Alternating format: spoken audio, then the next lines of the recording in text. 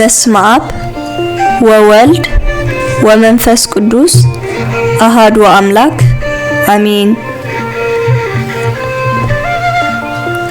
ቅድስት ዝጸዋዓና ቅዱስ ከም ዝኾነ ቅዱሳን ክንከውን ንዑ ክንመስል ቃላቱ ክንአምን ካብ ጽቡቕ ተኽሊ ሕማቕ ፍረ ከም ዘይፈሪ ቅዱሳን ንኹን ንስራሕ ሰናይ ግብሪ ካብ ጽቡቕ ተኽሊ ሕማቕ ፍረ ከም ዘይፈሪ ቅዱሳን ንኹን ንስራሕ ሰናይ ግብሪ ካብ ሎሚ ክንዕጠቕ ሓቓቑ ልብና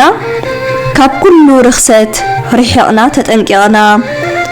ተስፋና ካብኡ ብእንረኽቦ ጸጋ ጌርና ብኩሉ ንብረትና ክንቅደስ ክንነብር ናብራ ቅድስና ተስፋና ካብኡ ብእንረኽቦ ጸጋ ጌርና ብኩሉ ንብረትና ክንቅደስ ክንነብር ናብራ ቅድስና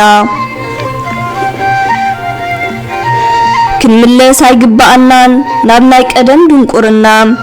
ምንበር ደኣ ከም እዙዛት ውሉድ ኮይና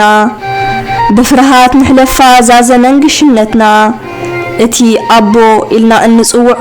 ብዘያድልወዩ ክፈርደና ብፍርሃት ንሕለፋ ዛዘመን ግሽነትና እቲ ኣቦ ኢልና እንጽውዖ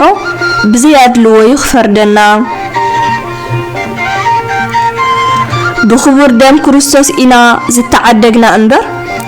ብብሩር ወይ ወርቂ ኣይኮነን ብጠፋእ ነገር ንሓቂ ንተኣዘዝ ብዘይግብዝና ብንጹህ ልቢ ንፋቐር ኣምነን ንሕድሕድና ንሓቂ ንተኣዘዝ ብዘይግብዝና ብንጹህ ልቢ ንፋቐር ኣምነን ንሕድሕድና ካብ ዘይጠፍእ ዘርኢ እምበር ካብ ጠፋእ ዘርኢ ኣይኮናን ከም ብሓዲስ ዝተወለድና ከመይ ኩሉ ሰብ ከም ሳዕሪ እዩ ኩሉ ክብሩውን ከም ዕምባባ ሞሮር እዩ እቲ ሳዕሪ ይነቅጽ እቲ ዕምባባ እውን ይረግፍ ቃል እግዚአብሔር ግና ንዘለዓለም ይነብር እቲ ንኣኻትኩም ዝተበሰረ ቃል ከዓ እዚዩ ወስብሐት ለእግዚአብሔር ወለወላዲቱ ድንግል ወለመስቀሉ ክቡር